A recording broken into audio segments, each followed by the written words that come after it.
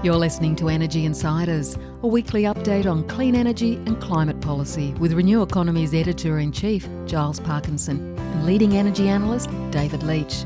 Energy Insiders is brought to you by Janus Electric, enabling freight operators in Australia and overseas to electrify heavy haulage. Energy Insiders is also brought to you by Pylon, helping solar installers and retailers design high-resolution solar proposals in minutes. Hello and welcome to this latest episode of the Energy Insiders. Back after a week's rest, recuperation, bunch of reasons for that. But anyway, we're back.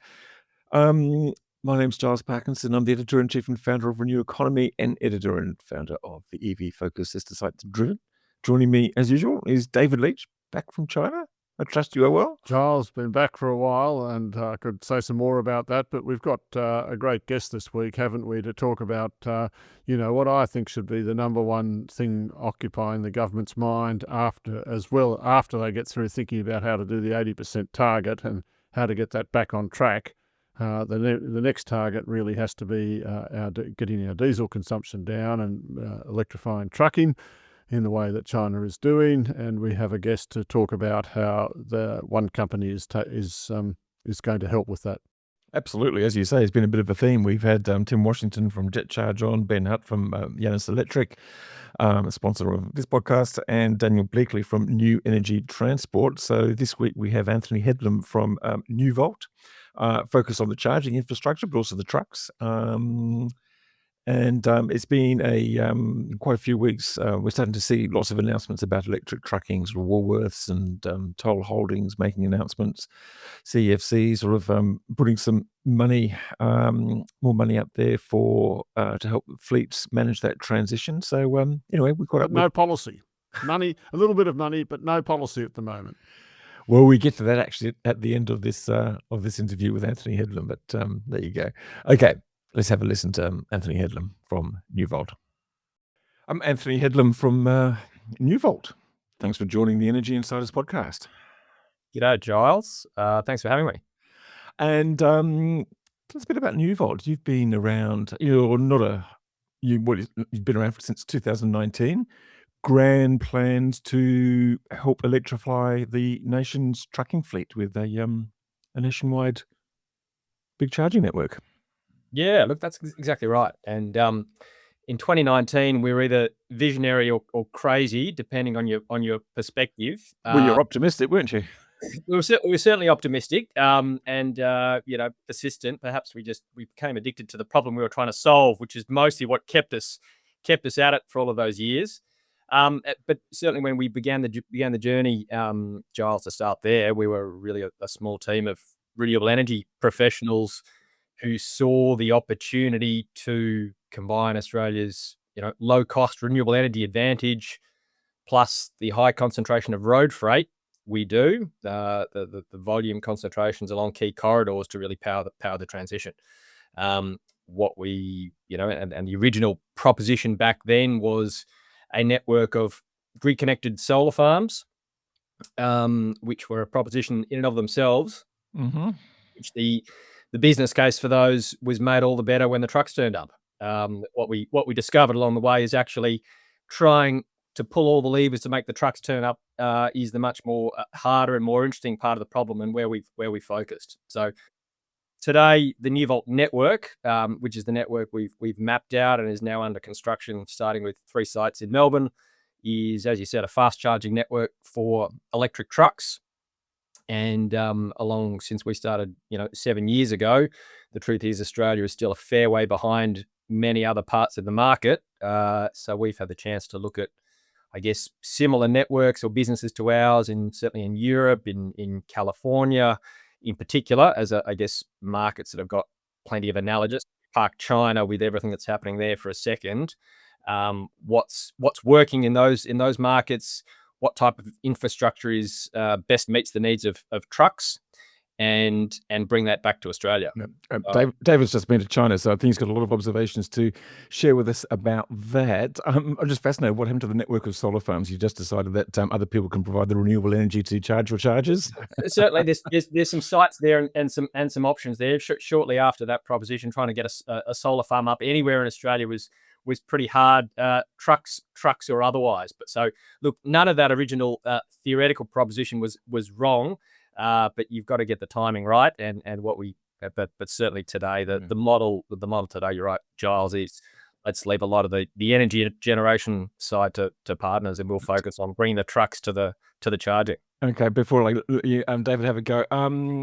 There seem to be signs now that things are finally starting to move with electric trucks. I mean, this week we've had the first 10 Australian-made Volvo electric trucks, prime movers, roll off. We've had... I don't know that they are the first 10, Giles. So there was some about at least 18 months ago that were operating in Sydney. But anyway. Well, that's what their press release said. Right. So, and they're making the bloody thing. So they reckon maybe it was the first batch of 10. I don't know. No, I mean, maybe I got it wrong. No, I think there's been a Volvo prime movers. I think the new thing here is that they're being made in Brisbane. Yeah, right. So that's exciting. So yes, and look, we've had sort of various electric trucking companies on this podcast. New Energy Transport and Janus Electric, a sponsor of this podcast, actually. So things do seem to be moving. Are you getting that sense? Oh, look, absolutely. No, absolutely, Giles. It, whilst, for many of us, this had an inevitability that there were no shortage of, I guess, roadblocks along the way to get to this point. And it's really taken, particularly the last couple of years when, not just Volvo, who should be credited for lots of reasons for really being in many ways the only ones putting trucks on the road here, but you've now got a lineup of other OEMs who've decided this is a market and a really compelling market, and so the network or the charging's all very well and good, but actually unless you can buy a truck, it's all a bit academic. So for a starting point, there are now trucks that can do most, if not all, of the jobs, and that's huge. You can put them on the road. So there's a whole regulatory piece that had to fall into place to allow what are, at least today, for many of the OEMs, heavier trucks to be allowed on the road network. That all had to fall into place, as well as obviously, the economics is getting better, and all of that, I think, means when you go to a transport conference, which I do these days, there isn't stream A battery electric, stream B hydrogen. There is. It's talking about electric trucks, and so that inevitability is now there, and which is nice. So let's talk about a few little specifics. I think you got NewVolt got a grant of, what is it, 25 million to build something like a $60 million investment in 3 charging stations, and of that grant, I think about $10 million was reserved to help people actually get trucks, but you're going to be in charge of spending that $10 million, I think. Is that the way it works? Look, broadly, so your numbers are right in there, David. So with the generosity of Arena is co-funding our first 3 sites in Melbourne, the Melbourne network. Those sites and the infrastructure there is really supporting heavy freight, principally doing urban use cases. So Melbourne's busiest container port in Australia, large volumes of freight going in and out of the port of Melbourne amongst other duty cycles. So about 15 million of that funding will build out or co-fund 3 sites, and then about 10 million will support our foundation customers who are fleets who run trucks to bring down the TCO, or the total cost of ownership differential, on those trucks. So I'll come back to that, but let's just talk about the 3 sites to start with. And I think you broke ground on the Laverton North one to start with, didn't you? We did, correct. That's not actually near the Port of Melbourne, unless I've completely mixed up my geography, is it? It's in the heart of the industrial western suburbs. So if Melbourne has a convenient obviousness to the where you would do this kind of thing. 3 very large concentrations of freight, logistics, and industry. The largest by a fair mile is in the west. Laverton North is sort of at the inner city end of that large area, and we're talking about, I'll get the K's a bit wrong here, but 7 or 8 K's west of Swanston Dock. Excellent. And to be clear, you're putting in place to start with, I think, is it 12 bays? Correct me if I get some of these numbers wrong. I hear so many numbers, I can't even remember how old my kids are anymore. But 12 bays and 400k kilowatt charging capacity, and I take it it's just the chargers are being supplied by Jet Charge. Is that right? Yeah, so Jet Charge are our EPC, if you will. So they'll deliver the infrastructure. Sitting behind them, we've got Chem Power chargers we'll be deploying. Your specs on those are right, David. The site 12 pull-through bays, and I guess that when you're talking trucks versus some of the other infrastructure for passenger vehicles is in many ways the distinguishing features is how do you get in and out conveniently with a prime mover with a trailer.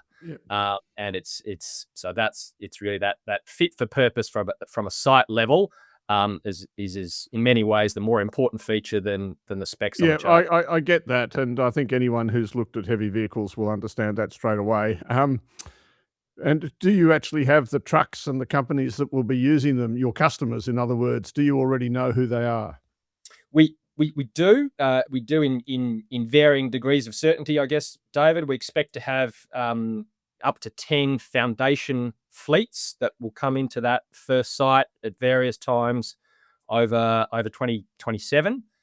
So from the beginning of next year, none of those yet have been formally announced in the public arena, so I won't drop their names. So there's Feel free. Yeah, so a couple of the big fleets, at least one of whom's already on the journey, as well as some smaller fleets. And I think what do you know? Can you talk a little bit about the? No, I don't want to spend too long on this, but I mean, I saw a BYD factory, for instance, and BYD have lots of cars in Australia, as anyone will be happy to tell you. But I don't know that they have any electric trucks. And I think you mentioned in your demo Sany. And I didn't see myself, but I have a video of someone driving a Sany truck from this latest China trip I was on. What can you tell me about the trucks that people are thinking about? I guess just generally, I'm interested in, I suppose, the battery capacity, maybe, but I'm also interested in the price versus the equivalent diesel truck. So we can kind of see when we think about that total cost of ownership, what the gap in Australia is looking like at the moment. Yeah, sure. And look, I know you've obviously written about this and gone deep on this as well, David. So we won't fill the entire rest of the podcast with line by line in TCO of heavy freight. We can do that one separately if you want. Certainly, if we think about the OEMs or the trucks and our customers are focused on the heavy part of the market, and probably that's the first thing I guess to note for the listeners here when we're talking light commercial vehicles. So heavy, just to be put a number on it, I guess that's 20 tons and up, sort of thing. Principally, yes, yes, that's right. So obviously on NewVolt's jobs to befriend all the OEMs. We love all of them, but I'll nonetheless try to answer the question within that context. Within that context, as I said, Volvo is doing a great job with their truck and their product, not least of which because in a risk-averse industry with low margins, it's a low-risk proposition in terms of all the aftermarket service, support, warranty, etc. That's pretty important when you're spending a lot of money on as well as all the operational changes. They're pretty well known in Australia. Pretty well known, and yes, I did see Albo out at the factory in Brisbane today with some Volvos coming off the line. On the new entrant side, obviously, if not every month, certainly every couple of months, there is now a new entrant, principally out of China, coming in, and that is fantastic. Sany, you've obviously mentioned. Windrose is here. There's at least another couple that are coming into the market very shortly, which is great. Deepway is already here. Our experience is all the fleets love what the TCO says on paper.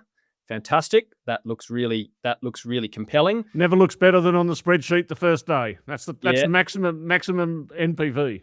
Exactly right. But I think more to the point, and we certainly see our role whilst we're building a network, we actually spend most of our time talking with fleets and how do we de-risk the business case. And de-risking the business case, we bring back to the TCO for a second, actually comes down to, have we got a compelling financing solution that's willing to finance a new entrant truck, who's willing to finance that over an 8-year period or a 10-year period rather than 5, and all of those levers. So we expect a mix of new entrants plus plus some of the Right, incumbents. and I'll hand back. Oh, sorry, Charles. Can I just want to finish on two more questions, and then I'll hand off. Okay. But let me ask them both about finance. I mean, so arenas that come to the party with a little bit of money, but you have to get most of the money yourself, and then you also have to organise the finance for the trucks. So where's the rest of your money coming from? Yeah, so I'll start on the truck side. So on the truck side is, ostensibly for our customers. In reality, we are doing a lot of the work for them to, as much as possible, hand them the most compelling commercial proposition. So on the truck side, there are a number of parties. We've got close relationships with a number of, I guess, the leasing companies who are increasingly comfortable to finance certainly all of the trucks that I've mentioned there. On the NewVolt side, we've been backed by a fund, Green Tower, European-based energy transition fund to this point. Obviously, if we're to realise our ambitions of a national network, well, we're going to need a couple more zeros to build that out over time. But we'll start with the first three, and at that point, hopefully, the investment proposition will be so compelling that the phone will be running hot. Can I just ask about? I've got a series of sort of rapid fire questions. Actually, just the total cost of ownership. What makes sense to people? 4, 5, 6 year payback, 3-year payback. Look, I wish it was that short. I think one of the things that often gets overlooked in a lot of the TCO analysis in an Australian context is Australia runs on old trucks. And so in many of the use cases where you might be deploying an electric truck, well, it's competing against a truck that might be 10, 15 years old that's been depreciated once, twice, three times over. So that's challenge number one with any of your analysis of the economics is there's just so many old trucks still on the roads, doing a lot of the freight task. And then on, the other part of it, Giles, which I guess comes down to where we spend our time in thinking about the where do we start to make the business case for the network is you really have to pick opportunities for high utilization of the truck. This is not a proposition, with all the government money in the world. Ultimately, this is expensive capex, which requires high utilization to make it work. Well, I guess trucks are long life assets. So does that mean that sort of fleet operators are comfortable with like a 8 to 10 year payback, or is it even further? I don't know. I mean, Yeah. can you pick a number, or is it not that? Well, in diesel world, there's trucks on the road today that are 20 years old. In reality, and this is all the stuff I've learnt over the years, Giles. But in reality, it tends to be your bigger players will be the ones buying the new prime movers. They'll run them for a few years, write it off as much as tax laws would allow them to, and then sell it down to smaller operators, and so the cycle will go. Obviously, each operator will have its own business model associated with, you buy a truck at price X. How much can you depreciate it before you sell it 5 years later, or whatever your model is? So. All of those levers really at the heart of this, but I think it goes to probably importantly in Australian context, recognizing what are the right financing solutions to unlock the economics. Yeah, sure. And just back on the OEMs, Tesla, for instance, is making a big noise about the Semi in the US. I mean, I just don't know whether it's anywhere near getting sort of permission in Australia. That's not part of your calculations because I guess they're probably too far away.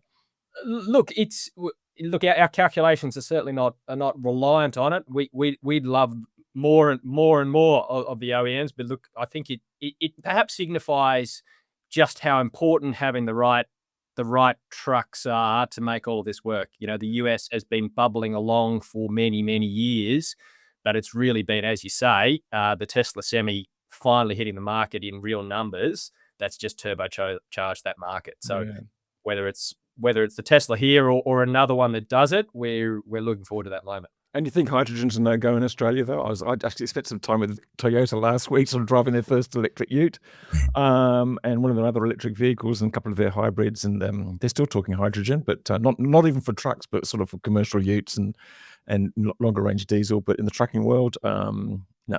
No, no. Look. I think other than those who've got a deep vested interest in continuing to push it, anyone who's anywhere near objective or otherwise doesn't seem to think so. And I don't find myself having to answer that very often these days. So Okay, I've got one more question before handing back to David. I think you've sort of aimed for 40 or 50% electric trucks by 2040. Is that sort of existing fleet or something like that? Because that sounds like a massive turnaround in an industry where you just sort of said that electric trucks, diesel trucks last for 20 years. So are you still hopeful that that's a figure that can be reached, or how are you? Look, I think in terms of what we'd like to see, well, we're gonna pick the quickest transition we can state without blushing, Giles. I think maybe the more important thing, and I think this is maybe to tie it to government policy or the way as a country we need to be thinking about this, though, is this shouldn't be an everywhere all at once. I think there's real benefits in recognizing the use cases and even the geographies where this makes the most sense. And speaking to you tonight here in Melbourne, well, as I said earlier, Melbourne's a city of 5 million people, the busiest container port in Australia, and yes, this is an emissions problem we're talking about. This is just an air pollution problem. We have an air pollution problem here, and we need to framing. I think if we went to that Canberra conference, you were probably there. We heard, my award of the best presentation was from I forget the doctor, but who pointed out there's about $6 billion worth of health costs a year in Australia from the use of diesel, and I think anyone who was there wouldn't want their kid to be living next to a major road after going to a preschool there after hearing all that. It's interesting that you talk about the Port of Melbourne. I know California has just awarded about close on $300 million or $400 million for electrification of the port, which includes, I guess, electrification of the tugs and the whole thing. It's obviously an area where quite a lot can be done. But let's just come back to the charging just for a second. Like, is 400 kilowatts enough? We've also, I see your site talks about the megawatt charging standard. What's your sense of, as you talk to the Volvos of the world, how are they seeing what charging rate is appropriate? Like, if you've got, you don't really, these guys hate taking their trucks off the road. They don't want to be spending an hour in your nice, comfortable lounge having a shower if they could be out earning $1, do they? No, well, thank you. It will be comfortable. So thank you for highlighting that. But you are right. So look, I think when it comes to charging, the starting point is matching the requirements to the use case. If I look at most of our customers, the use cases, they will not need a single charge in a shift. So they're running 200 to 300 kilometers of within an 8 or 9 hour shift across Melbourne. And they will fast charge within a 2 hour window of scheduling window, and then another party will another shift will start if it's a double shifted truck. So to sort of bring it back to the the charging requirements for those types of use cases, anything above 400, certainly when you're talking about MCS, there isn't that need to get that truck back out on the road as quick as possible. Highways, corridors, certainly the theoretical demand for MCS is there, and we've obviously provisioned for in terms of the infrastructure we're deploying, an ability to upgrade the actual charging equipment in terms of the switch boards, the cables, the conduits, to be able to deploy MCS at relatively little additional cost. But the business case has got to be there. And I think this is still one of those things that'll have to wash out. At the moment, certainly from a transport perspective, everyone would love the new technology to be able to slot in without requiring any operational changes, don't have to have any extra downtime. I think the real answer is what's the way to optimize the economics of the new technology. Okay, good. Now, I just also, you just mentioned that, I guess a site like yours, you're not expecting the 12, in the car land, as I think Tim Washington said on this podcast only a few weeks ago, and as the industry economics are, 20% utilisation is what you need to get over the line. I guess in truck charges, it's probably something like that as well. Yeah, look, I mean, our model is not a build it and hope they come one. I mean, we will have a base level of utilization, within certainly 20 to 30% we expect on day one, with a ramp even within those existing foundation Oh, and just customers. remind me when day one is. Day one will be Q1 of next year, David. From by the end of this year, if you walk past, you go, oh look, there's a truck charging hub. There just won't be too many trucks charging there at the end of this year. I think by the time we get through commissioning and all and some soft opening, it'll be And also, having had a look at New Energy Transport, they had their plans, as you mentioned, for solar on the side and a battery on the side and a lot of optimization and stuff like that. It just seems to me if you've got 2 or 3 trucks charging at once, then that's over a megawatt of stuff coming in. Another approach is the BYD flash charger with the water liquid cooling. But that may be not suitable for trucks. But I mean, I guess what I'm trying to ask here is you can't just, I mean, probably a lot of trucks that just like to charge while they're unloading, and loading up again. But you have to have the electricity infrastructure to be able to put a megawatt or something of power in to make it work, do you? Yeah, so look, our site one's got a 3 MVA grid connection. Just to put it in context, we're provisioning for a BESS on site without yet having pressed go on that. As you would know, I mean, your business case for a BESS starts with, well, what does your load profile look like? Until there's a bit more certainty around that, we'll really be working with a retailer to give us a price of energy that works. Our proposition, which is important, I don't want to have just lost in the discussion, is backed by LGC, so people can make sure they're getting a renewable energy solution, albeit as at today for the Melbourne and urban sites, it's grid power. So that's the power side.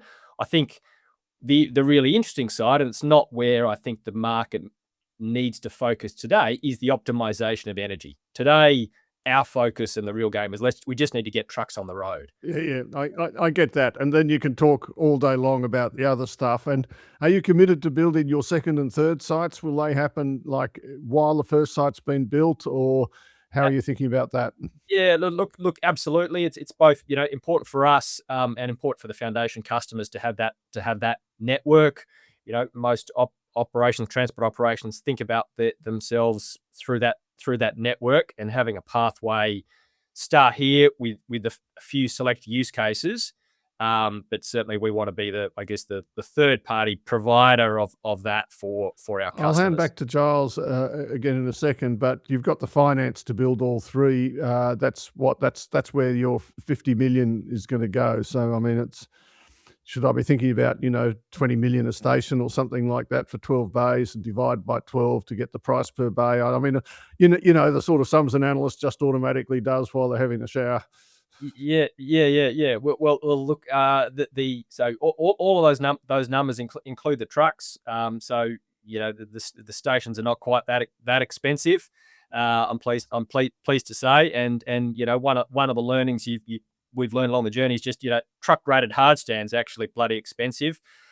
We all focus on the charging infrastructure, but land in urban areas and concrete. I mean, concrete companies are the curse in Australia, aren't they? Really, but anyway. Well, I won't comment on that. We might want some as customers.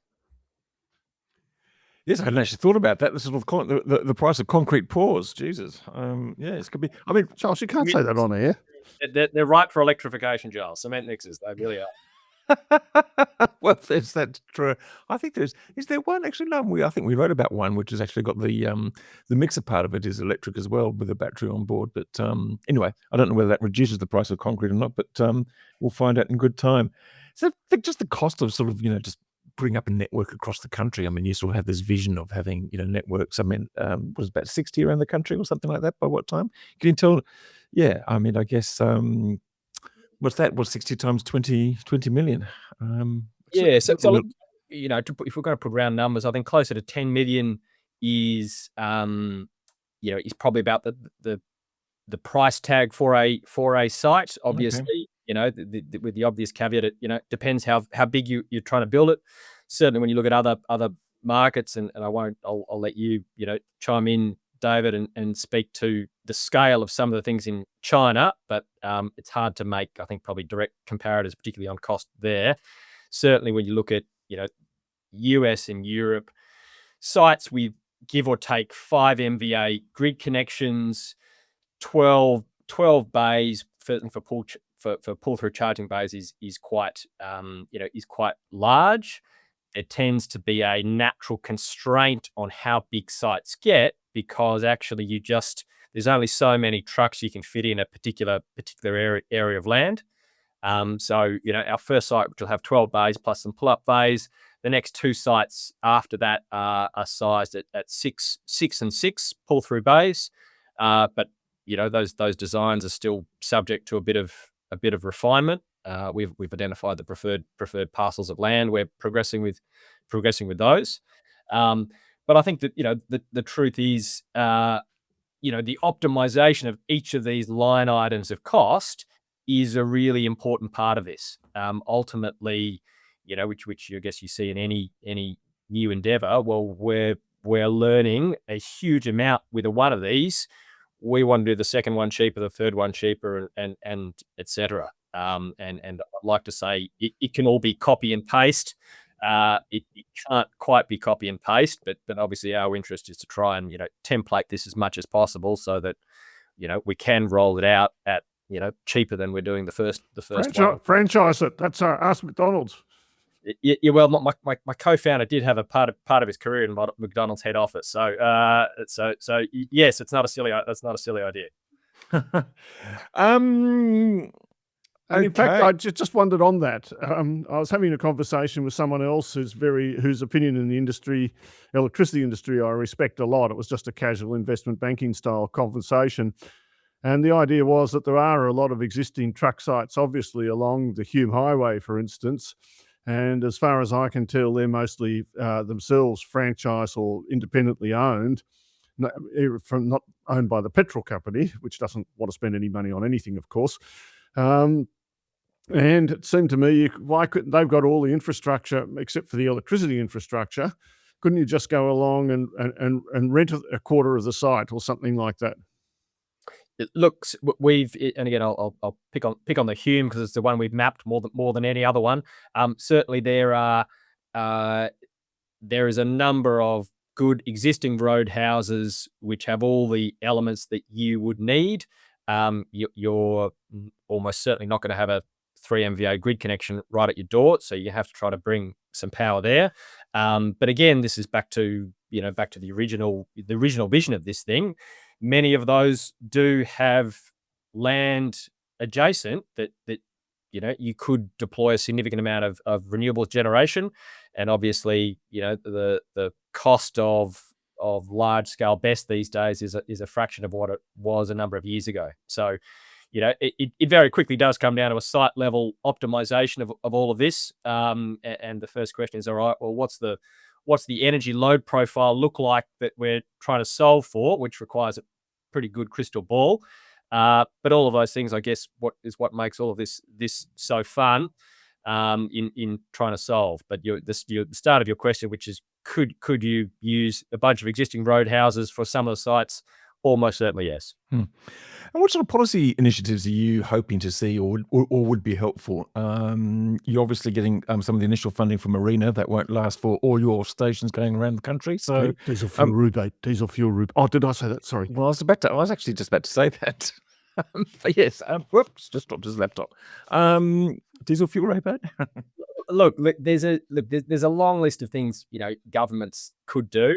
Some of which I think is the easy stuff. Like, let's set some very clear targets that this is where we are going. Like 82% renewables. Sorry, well, look, and whether they get hit or not is obviously or part of they've got to be a credible target. But clearly, I think that what they do is tell international OEMs Australia is serious about this thing. So whether it's BYD or Tesla or whoever else, start sending trucks this way, because the market here is going to be buying a lot. So Victoria, to their credit, have already signed up to what's a global MOU around sales targets on heavy battery electric vehicles, the zero emission vehicles. Hasn't got a lot of publicity, but they've done some great work to set some sales targets around that, and now have the work to do to put the policy in behind it. So I'd say targets would be the first thing that could be done. And then look, obviously in the immediate term, most countries, for good reasons, have used grant funding. It's not perfect from a bang for your buck from a taxpayer, but we do just need a critical mass of these things on the road. So let's not dismiss that one in the short term. Is a more generalized grant funding program, and I say that knowing that we've already got the kind of institutional knowledge around this stuff sitting in both ARENA and the CEFC, who do understand the challenges and what needs to be done. We don't need to set up a whole new infrastructure around it. So I think using the infrastructure between those two bodies are doing a good job. And then the ones, and I look, there's lots of work, road user charges, fuel rebates, all of that stuff.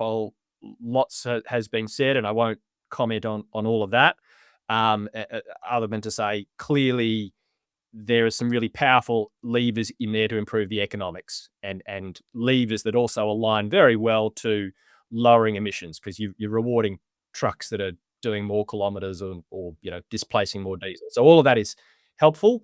The other couple of ones I think that are immediately relevant to what NewVolt's doing at a more local level, and would be similar in Sydney or Brisbane or your other urban centres, are around port access charges and tolls. But I think myself, when I think about it now, and you mentioned how old the trucks are, we've often had this cash for clunkers type thing, and electric for clunkers. I mean, it would be in Australia's best interests to get rid of some of these very old semis that are bound to have terrible fuel consumption relative to newer models even. Look, absolutely. Certainly there are some schemes I know out of California where there's a grant, but it's conditional on you handing back a clunker. I think a cash for clunker, on its own. Certainly Victoria tried that once and got one clunker in a whole program. Goes back to my point. Well, there's a market for that clunker somewhere. So whatever happened to that clunker? Exactly. So look, I think that, again, one of the benefits of being a number of years behind is there's a lot of policy work as well that's been done out of other markets. We can lean on what's worked and what hasn't. And certainly those couple I've mentioned there around differential tolls and differential port access charges are kind of easy wins that can get a lot of trucks on the road. One final question from me. Australia's obviously, often sort of described as a country, vast distances and things like that. So, it's the least suitable for electric trucking of anywhere in the world. The opposite's true. I was going to ask. But I mean, it's quite clearly the saving is on the fuel, right? So the more kilometres you do, the bigger the fuel saving. These intra-urban trucks, the capital cost and the driver wages are really big factors, arguably more than the fuel cost.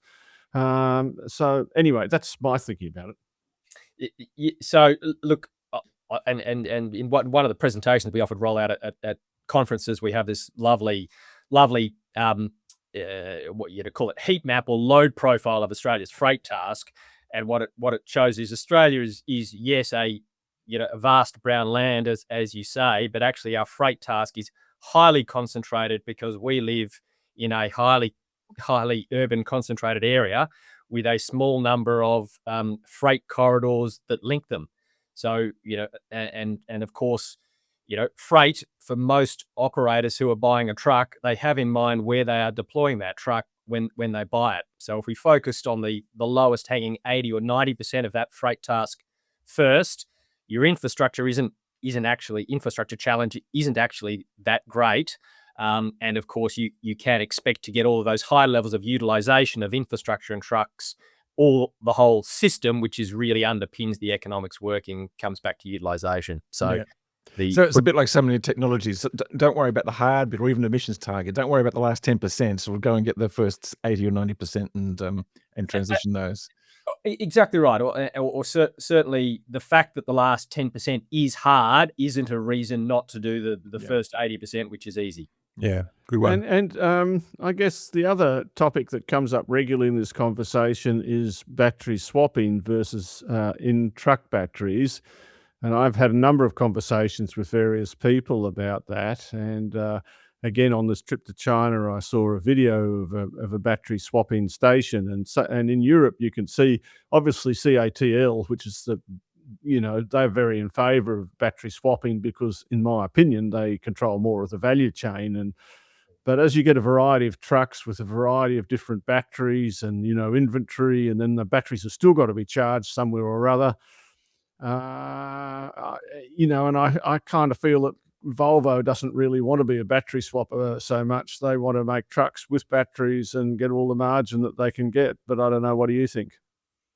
Look, I think battery swapping remains a compelling theoretical proposition in a number of use cases, and I've been sort of had an intellectual interest in this for back to Better Place days. If that company rings a bell to you guys, tried to do that with passenger vehicles, and of course the proposition for them, as it is for battery swapping today, is less charge time, come in and swap it out, as well as disconnecting your ownership of the vehicle with the battery, and with the idea, that lowers your upfront cost of your vehicle, and a different pool of people might want to own the batteries and derive value out of them.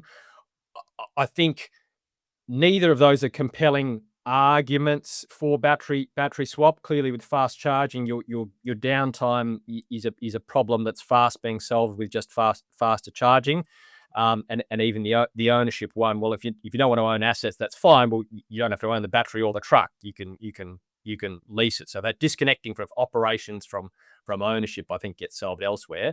Where I think it is legitimately interesting is it does certainly allow better matching, time of day matching of that load to when the sun shines, put simply, and so again in those loops or those parts of the market where you can really optimize for lower cost energy, battery swapping would appear to be helpful for that, but like if you were a Fortescue with your own solar farm in West Australia, and your mining operations, and you could have a whole surplus number of batteries as capex, and you just charge them all up so you can run really hard in those even overnight.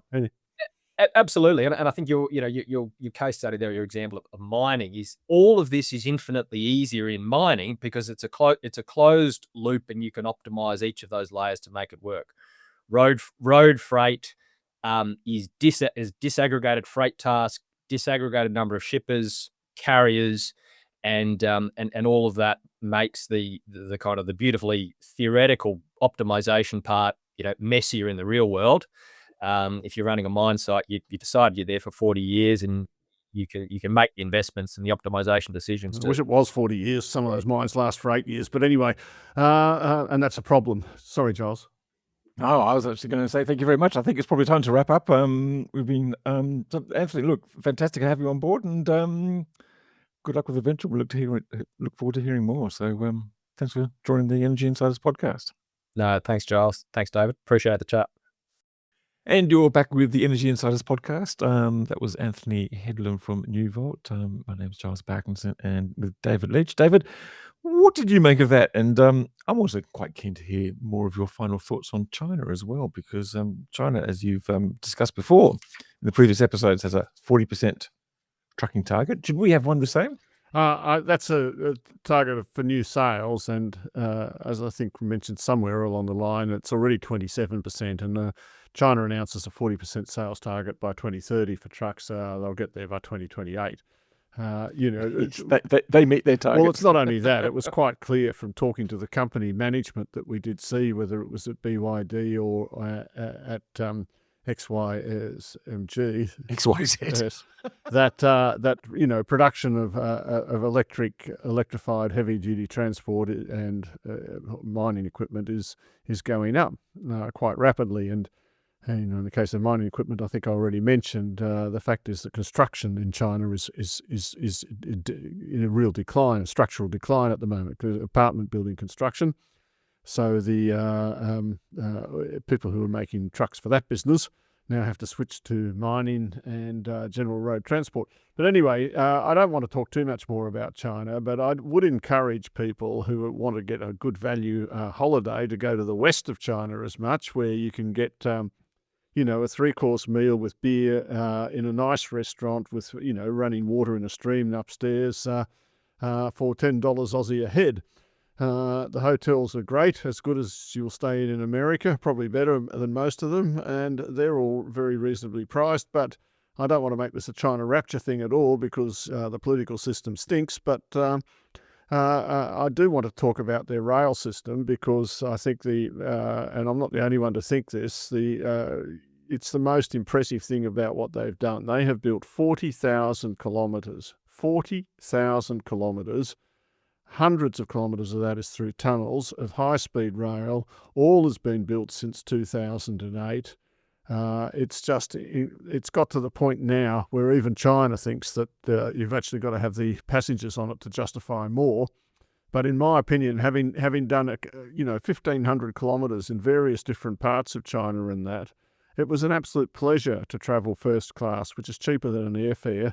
1,100 kilometres, it takes you 6 hours. You get to see a huge amount of China's scenery, and it connects, Western China, Eastern China together. Again, I don't want to spend I know a friend who I used to work with, who's descended from the Uyghur people in Western China, and his dad took him back there years and years ago, and it took 4 days to get from the east to the west, only 20 years ago. Now you could do that trip easily in 24 hours, much less, thanks to this high-speed rail, and, that runs up and down the seaboard between Beijing and Shanghai, and all the huge industrial area that occupies that whole space. Anyway, Giles, well, I'll be a travel editor at this rate. Well, no, it sounds like it. I want you to tell me about what the first class carriage is like. Well, it's great, but the business class is even better. Like it's as good as a good business class sure seat you're on in the an right aeroplane, and I know. Oh, very good. Look, talking about electric stuff, EV sales have done very well in the last month in Australia, 23.5%. BYD almost overtook Toyota as the best-selling car brand in the country, but that's partly explained by the fact that BYD managed to get one of their ships to sort of deliver an extra 5,000 vehicles in the month, and Toyota apparently is struggling to get any supply from headquarters. But still, even the Federal Chamber of Automotive Industries, which is not the biggest, most ardent fans of electric vehicles, noted a structural shift in the market. The thing to be careful about in all of this is that it just shows how difficult forecasting in the short term is. These are the sort of numbers we expected 2 or 3 months ago when the fuel crisis was at its height. But the supply side just can't react that fast, and so when you have to allow for these lags all the time. And it's certainly not going to be a straight line. I think much as you and I might like it to be, and many of our listeners, the fact is EV sales will probably slip again now that petrol prices have come down. And of course, if you're like...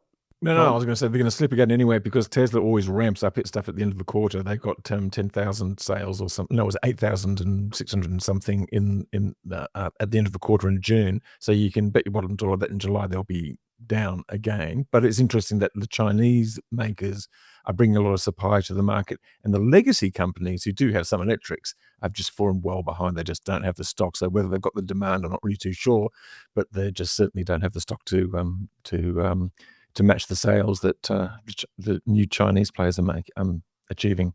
Yeah, look, I think people spend 90% of our time talking about America in Australia, when really it's leaving the politics of China aside. It's really that what they're doing there in the way of industry and everything it's an absolute study. And nor would I want to say that just because China car sales are taking over in the world, and they are, whichever region you look at, except the United States where they're banned. That doesn't really mean that China car companies are doing very well. I mean, as we found out on our trip to China, the very worst thing, the fear that a Chinese company has, is that we'll have to compete with other Chinese companies, because then it's absolutely certainly going to run at a loss, and that's why they're all so keen to export. And the point is there is oversupply in that industry globally. And, I structurally think the oil price will be weaker rather than stronger, because oil demand is going to be structurally weak from here on in. That's just the fact of life. It's one of those bets you can make. You know that global warming is an absolute fact of life, and that one way or another, policy in the end is set by people who are rational in the long term and make decisions in the best interests of in the longer term, most of the time, not all the time. And so you can bet that electrification is going to increase. I mean, it's a very sound long-term bet. Let's drag ourselves away from the roads and electric vehicles and look at another demand center, data centers. You've got a few observations about that. What can you tell us? Well, I think just reading the Financial Review, which, whatever its many deficiencies as a newspaper and opinions, actually does a pretty good job of reporting actual news. They're pointing out they've obviously seen some memos from Anthropic, which makes the Claude AI agent, which is pretty much clearly the number one agent. I read a report tonight that said it's going to do an IPO, initial public offering, later this year, and this particular firm of independent consultants valued it at $6 trillion, which I think is a bit of a stretch. Jesus. But I read also the ABC is actually thinking about using in its newsrooms, at least for some editing purposes, but there you go. Well, it's incredibly useful when you work with it, and it's like all these tools. The more you use them, the more you understand their strengths and weaknesses, and I use it a lot. But the point I'm trying to make here is that Anthropic's been known to have been in talks with the government, and they've got a tender out there for some data centre capacity, and they want some bids, for that in the next month or two. Now, there is the usual T-shirt colour argument about, all the problems with data centres and NIMBYism and stuff like that. But the overwhelming, pressing problem in the Australian economy is the lack of productivity, the lack of investment. And I think some of the people who are opposed to this, with the appropriate safeguards, are just going to have to, zip it a little to some extent and try and see how we can't make this work, and think about the consequences for the Australian electricity system. I know in my own personal forecasts that we do for when we're setting our prices for the next few years, I've actually got the AIM runs a data centre scenario case, and I've upsized that in these initial years. I think, when you look globally, the demand for tokens, the things that people essentially buy with data centres, is growing about 500% a year at the moment, or 1,000%. And of course, as everyone knows, it's pushing up the price of mobile phones and everything else because of the huge demand for memory that goes with it, and the chips are essentially all sold out. And that is definitely going to have an influence on electricity demand here. And it's not just as we've mentioned, it's not just the increase in demand, it changes the shape of demand, as I think we've also mentioned on the podcast, because it's really a very flat load. And so it's on the data center side of things. That's the other thing where I think there's a lot of scope for innovation and people to make it work better, to see how all this inference computing, that's the supply of AI to users rather than training, can be made to be a bit flexible in the way it works, and to, because with renewable energy grids, the more flexible you can make your demand, the cheaper it's going to be for everyone. Yes. Okay. Look, I'm just going to sort of fly over your zip it remarks about the sort of the planning there. I think that might be a bit controversial. I can imagine sort of local communities having questions about that. So zipping it might be a bit much, but no, that's wrong. yes, I think so. But I mean, the point is, I don't know what the point is. I don't know how to sell stuff to people who don't want to have stuff sold. They need to lead it. Well, let's move on to the demand thing that you've just mentioned there. Is the data center boom going to save the big, large-scale renewable projects or even other renewable projects? Because at the moment, I mean, we've got a wind conference happening down in Melbourne this week, and basically, look, we've seen the Palmer wind farm start construction in South Australia, but that shouldn't be the momentous event that it actually is this year. As mentioned on this podcast back in last December. I know. It was a fantastic prediction, David. But we need a lot more of these to be built. The federal government has expressed its desire or its insistence that the data centres bring their own renewables to the grid. Hasn't actually made that a law yet. So except in Queensland. Except in Queensland, has that been made a law? No. Queensland's it doesn't say you don't have to bring a renewables exactly, to the grid. Exactly. Have we got a coal station for you? Have we got a coal-fired power station for you? Yeah, bloody hell, Jesus. You're going to get me all depressed. What was my question? Well, your point was that these wind farms, which we've been talking about for years now, like 18 months, no new wind farm has got to FID in New South Wales. And it's a disgrace, frankly, between the buyers and riders of these PPAs. That's really what it is. And also, I think the CIS is partly to blame. The wind farm developers are now complaining that they didn't get the right price in the CIS. Well, that would be their own fault, wouldn't it? That is their own fault. But that actually doesn't help. Assigning blame for this doesn't actually solve the problem. The problem is we've got to get the wind farms built. And so I think the retailers or the PPA offerers have to come to the party a little bit. And if data centres can do it, we've had talk about Snowy doing something, but nothing happens there because Chris Minns is fighting with someone or other about something.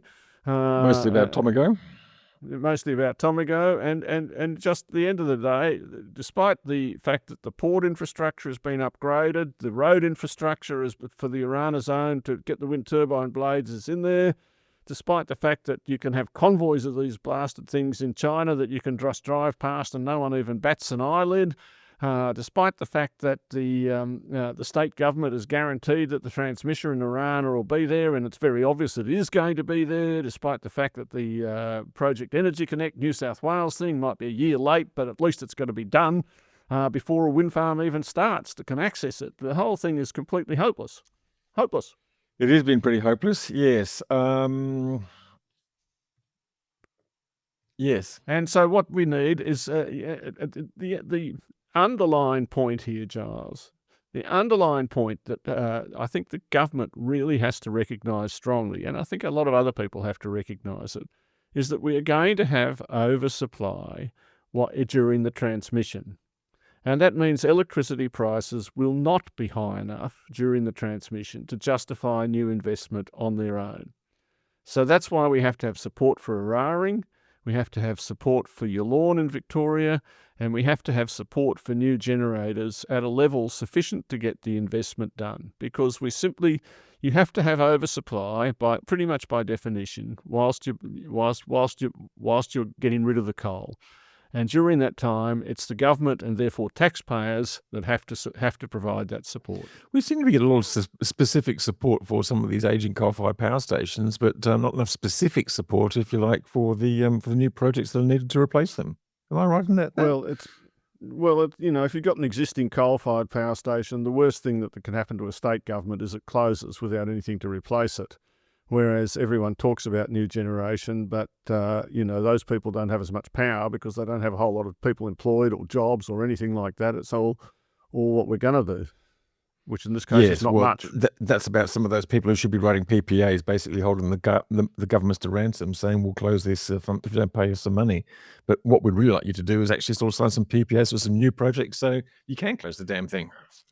Yeah. So which comes down to having a different structure in the main policy. Well, I think so, but the trouble is people get very locked into their positions, and no one wants to lose any face or be embarrassed by something. So no matter how wrong it looks, people just get locked into it and can't change. I don't think realistically the CIS has been a success. I mean, I think on any objective measure, it isn't incentivising new build at the rate that's required, and so therefore. Really, it does need to change one way or another. More data centres to the rescue. or something. Okay. David, I think we're just about wrapped up. Apart from mentioning some of the new science that's sort of coming out, updating us. I heard Matthew England on the ABC this week. He was on the podcast earlier this year, talking about ocean currents, and there's some new science there. Reports, new research coming out, sort of raising fears about AMOC, the Gulf Stream in Europe. We've seen some extraordinary temperature events in Europe and the US. And we're probably going to see the same thing in Australia this year with our super El Nino and very warm waters. Yes, and it's unclear exactly how El Nino is going to work out, but it looks like the current forecast is that it will be severe around towards the end of the year. And when I was looking at this with my AI, we decided that it was a lot worse when the Indian Ocean Dipole, the IOD, was in, I think, a particular phase, which could be positive or negative, and I'm going to bet it was positive. And that can be predicted a reasonable way in advance, and at the moment it's looking like it will be positive. And then the third one is the Southern Ocean Oscillator, which name I've just forgotten at the moment. And you can't predict a Southern Annular Mode, and you can't predict that one in advance. So, but if it was to come in as well, we'd get the trifecta, and we'd all be doomed, ruined. We'd have to go and live in New Zealand, which is almost a fate worse than death. But anyway. That's a terrible thing to say, David. I just been to New Zealand earlier this year, and I really quite enjoyed it. And what they don't need at the moment is more rain. I'm pretty sure they'd say they don't need any more Australians either. But anyway.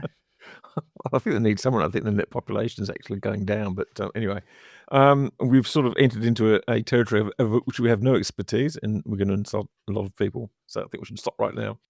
We'll be back again next week with an episode of the Energy Insiders podcast. Now, we did promise that we'd bring Nicola Falcon from AEMO to talk about the ISP. Now, various things got in the way of having that interview over the last couple of weeks, so we will be bringing that to you next week. Well, we haven't actually done it yet, so I'm just hoping that we do. And we've got some more good interviews coming up. Also, do check out some of our other podcasts. We did an update of the Driven podcast, looking more deeply at the EV sales data. And Delaney over at the Switched On podcast has a really interesting interview actually with Chris Afuli from Endeavour Energy Networks. Just underline the reason why, despite all this electrification, be it in homes or on the roads, we don't actually need to boost the size of the networks if we are smart about it. So there you go. Anyway, thanks very much, David. Thanks very much to Anthony Headlam from NewVolt. And thanks, of course, to our sponsors, Pylon and Janus Electric. And that's all for now. Goodbye. Energy Insiders was brought to you by Pylon. Pylon provides easy-to-use solar design software for installers and retailers with pay-as-you-go pricing, no monthly cost and no lock-in contracts. Australia's top solar companies trust Pylon to design high-resolution, CEC-ready solar proposals. Energy Insiders was also brought to you by Janus Electric. By converting existing diesel trucks to electric and supporting them with battery swap infrastructure, Janus is helping freight operators cut emissions, lower fuel and operating costs, and extend the life of their vehicles.